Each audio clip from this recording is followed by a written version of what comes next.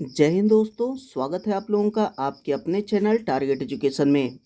दोस्तों आज मैं आप लोगों के लिए class 10th VVI math objective लेकर आया हूं। दोस्तों ये टोटल प्रश्न काफ़ी इम्पोर्टेंट है और यह मैट्रिक एग्ज़ाम 2024 के लिए यह काफ़ी सहायक सिद्ध होगा। इसलिए आप इसे शुरू से अंत तक ज़रूर देखें क्योंकि ये सभी प्रश्न काफ़ी इम्पोर्टेंट है।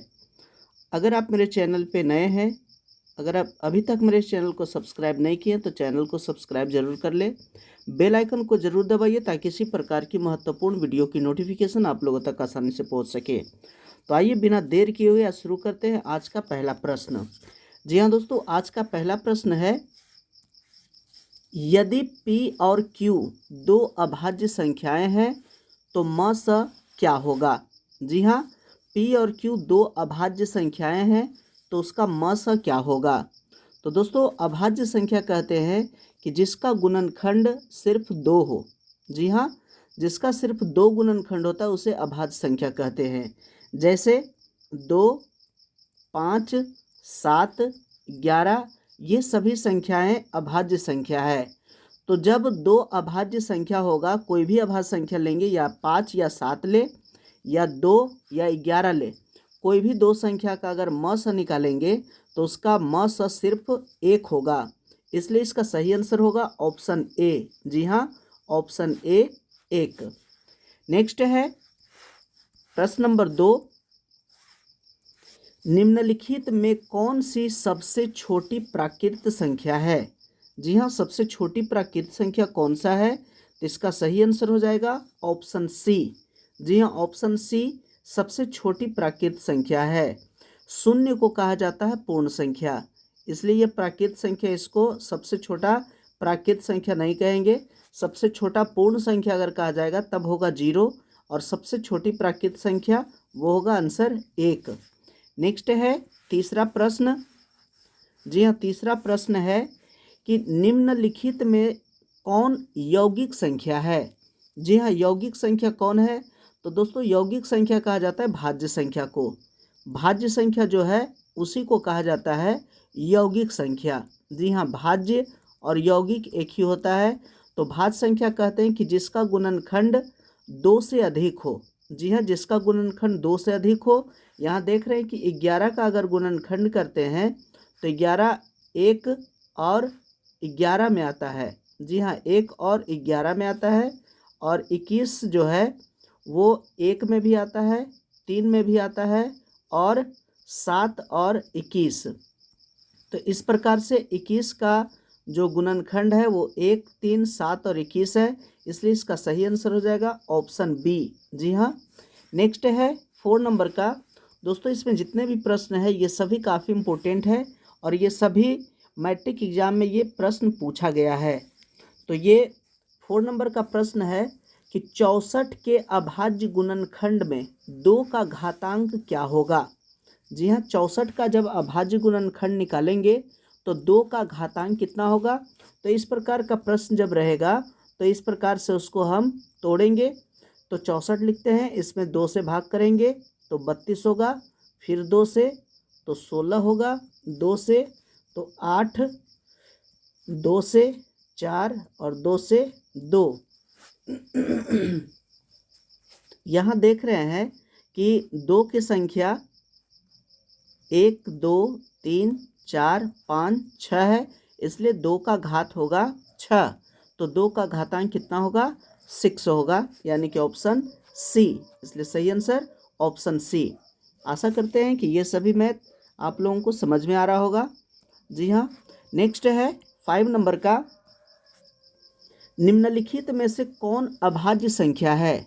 जी हाँ, अभाज्य संख्या कौन सा है, तो दोस्तों अभाज्य संख्या कहते हैं कि जिसका मात्र 2 गुणनखंड हो, जो सिर्फ एका में आवे और जो जिस का गुणनखंड निकाल रहे हैं सिर्फ उसी पहाड़ा में आवे। तो अगर हम 49 को अगर देखते हैं तो 49 जो है 1 में आता है और 7 में भी आता है और 49 में आता है। तो इसका 3 गुणनखंड हो गया, तो ये भाज्य संख्या है। 51 अगर देखते हैं तो 51 जो है 51 का गुणनखंड 1 होगा और 3 होगा और 17 होगा। इसलिए इसका भी 3 गुणनखंड है, ये भी भाज्य संख्या है। 63 तो ये 1 और 63 के अलावे ये 7 से भी कटता है और 9 से भी कटता है, इसलिए ये भी भाज्य है। तो यहाँ 67 जो है ये अभाज्य संख्या है। जी हाँ, 67 जो है 1 और 67 में सिर्फ आता है, इसलिए इसका सही आंसर होगा ऑप्शन डी। जी हाँ, अभाज्य संख्या कौन है? तो ऑप्शन डी 67 है। नेक्स्ट है 6 नंबर का। जी हाँ, 6 नंबर का प्रश्न है, निम्नलिखित में से किसका दशमलव प्रसार शांत होगा? जी हाँ, दशमलव प्रसार किसका शांत होगा? तो दोस्तों इसमें क्या करते हैं कि जिसका अंश को देखते हैं कि अगर अंश जो होता है, अगर अंश का गुणनखंड हम तोड़ते हैं और गुणनखंड में 2 और 5 के अलावे अगर कोई अन्य गुणनखंड आ जाता है, अन्य अभाज्य संख्या कोई भी आ जाता है, तो वो जो होता है वो अशांत होता है। लेकिन यहाँ पूछा जा रहा है कि शांत कौन सा है? तो 5/12 में अगर देखते हैं, हर को देखते हैं, अंश नहीं हर को देखते हैं कि अगर हर इसका 5/12 में हर है 12, तो 12 का अगर गुणनखंड तोड़ते हैं भाज्य गुणनखंड, तो 2 दूना 4 तिया 12, यानी कि 2 के अलावे 3 आ जाता है, इसलिए यह जो है शांत नहीं होगा। 60 को तोड़ते हैं तो 60 में क्या होता है कि 2 दूना 4 और 4 तिया 12, 12 पचे 60, तो इसमें भी 2 और 5 के अलावे 3 आ जाता है, इसलिए यह भी शांत नहीं होगा। 40 जो है 2 दूना 4 दूना 8 पचे 40, इसमें सिर्फ 2 और 5 आ रहा है, इसलिए इसका सही आंसर होगा ऑप्शन सी। जी हाँ, तो शांत दशमलव किसका होगा? तो इसका सही आंसर होगा ऑप्शन सी। नेक्स्ट है 7 नंबर का, यदि भाग एल्गोरिदम ए बराबर बी क्यू प्लस आर में, जी हाँ, ए बराबर बी क्यू प्लस आर में ए बराबर 37, बी बराबर 4 और आर बराबर 1 हो तो क्यू का मान क्या होगा? जी हाँ, यहाँ क्यू का मान पूछा जा रहा है कि क्यू का मान क्या होगा। तो ए बराबर होता है बी क्यू प्लस आर और ए का मान दे रहा है 37। जी हाँ, ए का मान है 37, तो बी का मान है 4। देखिए यहाँ ए बराबर बी क्यू प्लस आर, तो ए बराबर 37 दिया है और बी का मान जो है 4 है। अब क्यू का मान निकालना है, बी गुने क्यू अब प्लस 1, तो 4 में हम गुना करेंगे कितना से? 9 से गुना करेंगे तो 9 चौके 36 और प्लस 1 37। इसको हम इस प्रकार से भी हल कर सकते हैं, एक को इधर लाएंगे माइनस में, तो 37 माइनस 1 बराबर 4 क्यू, तो 37 में से 1 घटाएंगे तो 36 हो जाएगा। 36 4 से कटता है 9 बार में, इसलिए इसका सही आंसर होगा ऑप्शन ए, यानी क्यू का मान जो होगा वो 9 होगा। नेक्स्ट है 8 नंबर का। 8 में प्रश्न दिया गया है कि दो संख्याओं का म स 27 एवं ल स 162 है। जी हाँ, ये सभी प्रश्न काफ़ी इम्पोर्टेंट है। दो संख्याओं का म स 27 एवं ल स 162 है। यदि उनमें से एक संख्या 54 है तो दूसरी संख्या क्या होगी? तो दोस्तों जब इस प्रकार का प्रश्न होता है तो एक फॉर्मूला होता है कि म स गुने ल स। जी हाँ, महत्तम समावर्तक गुने लघुत्तम समावर्त्य। लघुत्तम समावर्त्य बराबर होता है दोनों संख्याओं का गुणनफल, दोनों संख्याओं का गुणनफल। जी हाँ, दोनों संख्याओं का गुणनफल होता है, दोनों संख्याओं का गुणनफल। तो यहाँ म स 27 है, 27 गुणा 162, और यदि उनमें से एक संख्या 54 है, एक संख्या 54 जो दिया हुआ है उसको बटा कर देंगे तो दूसरी संख्या है जो निकल जाएगा, दूसरी संख्या निकल जाएगा। तो इसमें क्या करते हैं कि 27 दूना 54 और 2 से 162 कटता है 81 बार में, इसलिए इसका सही आंसर होगा 81। देखिए ऑप्शन डी जो दिया है वो है 81, इसलिए इसका सही आंसर ऑप्शन डी। नेक्स्ट है 9 नंबर का, किसी धनात्मक पूर्णांक q के लिए प्रत्येक धनात्मक विषम पूर्णांक का रूप क्या होता है। जी हाँ, किसी धनात्मक पूर्णांक q के लिए, q कोई धनात्मक पूर्णांक है और प्रत्येक धनात्मक विषम पूर्णांक का रूप क्या होगा।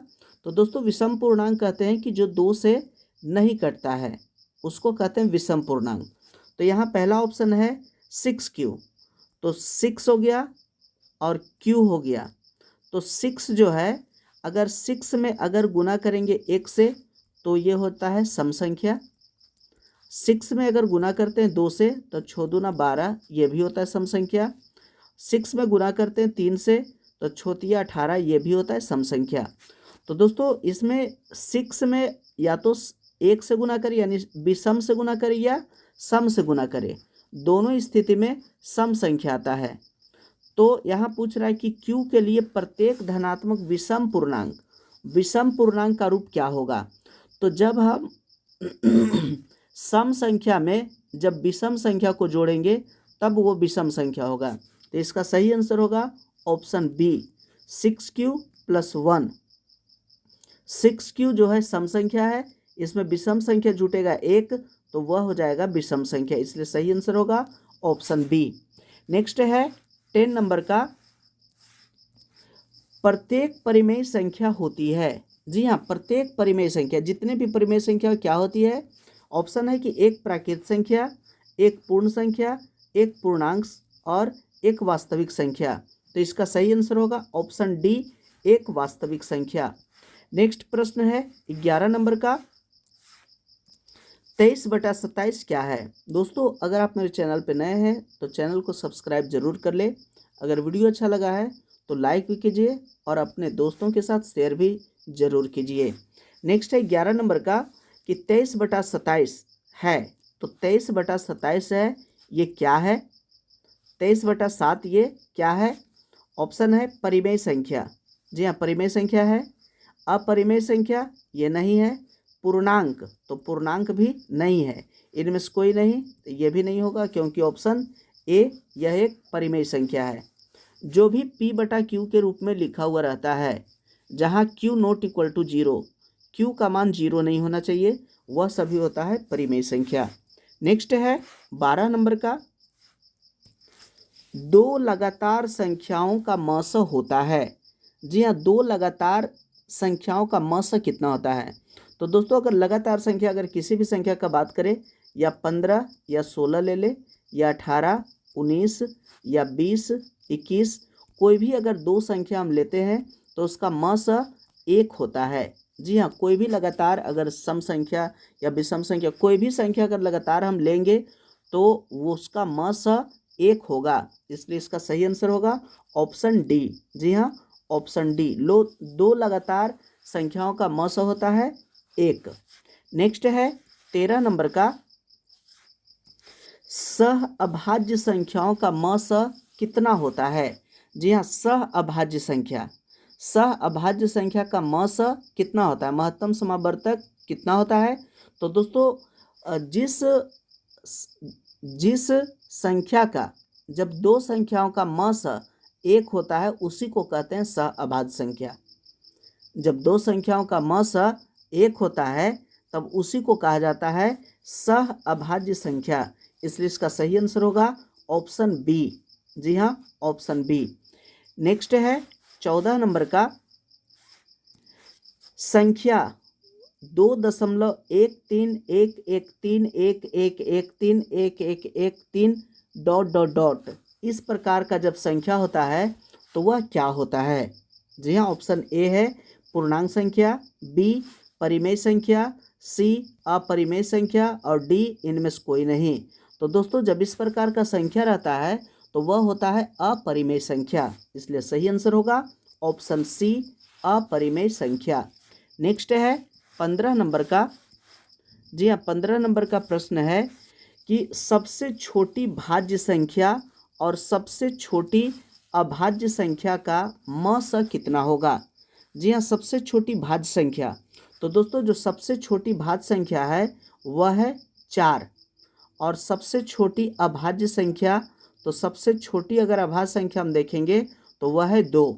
जी हाँ, एक जो है ना तो भाज्य है और ना ही अभाज्य है, एक भाज्य भी नहीं है और अभाज्य भी नहीं है, क्योंकि एक जो है इसका गुणनखंड सिर्फ एक ही है, और जिसका 2 गुणनखंड होता है उसको कहते हैं अभाज्य संख्या, और जिसका 2 से ज़्यादा गुणनखंड होता है उसको कहते हैं भाज्य संख्या। तो सबसे छोटी भाज्य संख्या 4 है और सबसे छोटी अभाज्य संख्या 2 है। तो 4 और 2 का अगर म स करते हैं तो ये 2 बार में ये कट जाता है, इसलिए इसका म स होता है 2। इसलिए सही आंसर होगा ऑप्शन बी। जी हाँ, ऑप्शन बी।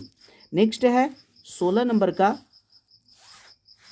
जी हाँ, 16 नंबर का प्रश्न है कि दो संख्याओं का गुणनफल 8670 है और उसका म स 17 है, तो उसका ल स क्या होगा। जी हाँ, जब ल स पूछा जाए, लघुत्तम समापवर्त, ल स बराबर होता है दो संख्याओं का गुणनफल, यानी कि 8670 और बटा म स है दिया हुआ 17। जब इसको भाग करेंगे 17 से तो 17 पचे 85 और एक बार में फिर लगेगा और शून्य बैठेगा, यानी कि 510। जी हाँ, 510 से कटेगा, इसलिए इसका सही आंसर होगा 510। ऑप्शन देखिए, ऑप्शन डी में है 510, इसलिए इसका सही आंसर हो जाएगा ऑप्शन डी। जी हाँ, ऑप्शन डी 510। नेक्स्ट है 17 नंबर का। जी हाँ, आशा करते हैं कि वीडियो आप लोगों को अच्छा लगा होगा। नेक्स्ट है दो परिमेय संख्याओं के बीच अधिकतम कितनी परिमेय संख्या हो सकती है। जी हाँ, दो परिमेय संख्या है, दो परिमेय संख्या के बीच अधिकतम कितनी परिमेय संख्या हो सकती है।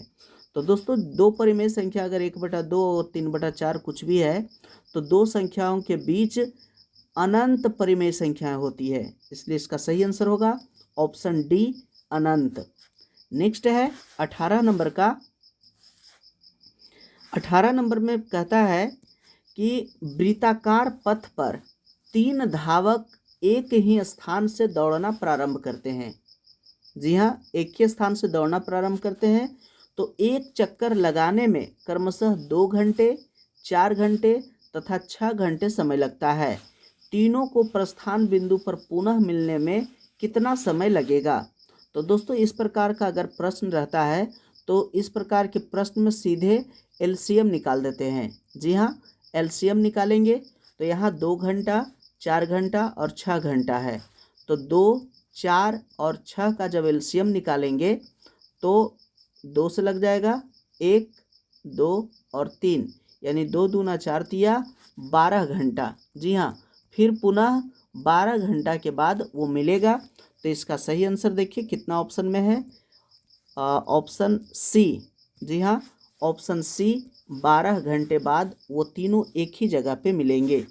नेक्स्ट है 19 नंबर का प्रश्न है, दो लगातार सम संख्याओं का HCF क्या होगा। जी हाँ, दो लगातार सम संख्या है, तो कोई भी दो लगातार अगर सम संख्या लेते हैं, जैसे 12 ले लिए और 14, तो 12 और 14 का अगर हम HCF निकालेंगे तो एक बार में 12 लगेगा, 2 और 12 यहाँ उतरेगा, 2 छक 12, यानी कि इसका HCF होगा 2। किसी भी लगातार अगर दो सम संख्या लेते हैं तो उसका HCF 2 ही होता है, इसलिए इसका सही आंसर होगा ऑप्शन बी, 2। नेक्स्ट है 20 नंबर का, और दोस्तों ये अंतिम प्रश्न है। कहता है कि वास्तविक संख्याएं मूल रूप से कितने प्रकार के होते हैं। दोस्तों, ये जितने भी प्रश्न किया गया, 20 प्रश्न, ये सभी किसी न किसी साल मैट्रिक एग्जाम में पूछा गया प्रश्न है। ये काफ़ी इम्पोर्टेंट प्रश्न है, और आशा करते हैं कि ये वीडियो आप लोगों को अच्छा लगा होगा और मैथ भी सभी समझ में आया होगा। तो यहाँ प्रश्न है कि वास्तविक संख्याएं मूल रूप से कितने प्रकार के होते हैं। तो दोस्तों, वास्तविक संख्या मूल रूप से 2 प्रकार के होते हैं, इसलिए इसका सही आंसर होगा ऑप्शन ए, और वह 2 प्रकार है, एक परिमेय संख्या। जी हाँ, एक परिमेय संख्या और दूसरा अपरिमेय संख्या। ये 2 प्रकार के वास्तविक संख्या होते हैं, परिमेय और अपरिमेय, इसलिए सही आंसर होगा ऑप्शन ए। आशा करते हैं कि वीडियो अच्छा लगा होगा। यदि अच्छा लगा है तो चैनल को सब्सक्राइब ज़रूर कीजिएगा, वीडियो को लाइक कीजिए, कमेंट कीजिए, अपने दोस्तों के साथ शेयर कीजिए। और अगर अभी तक मेरे चैनल को सब्सक्राइब नहीं किए हैं तो चैनल को सब्सक्राइब करना ना भूलें। मिलते हैं फिर अगले वीडियो में, तब तक के लिए जय हिंद।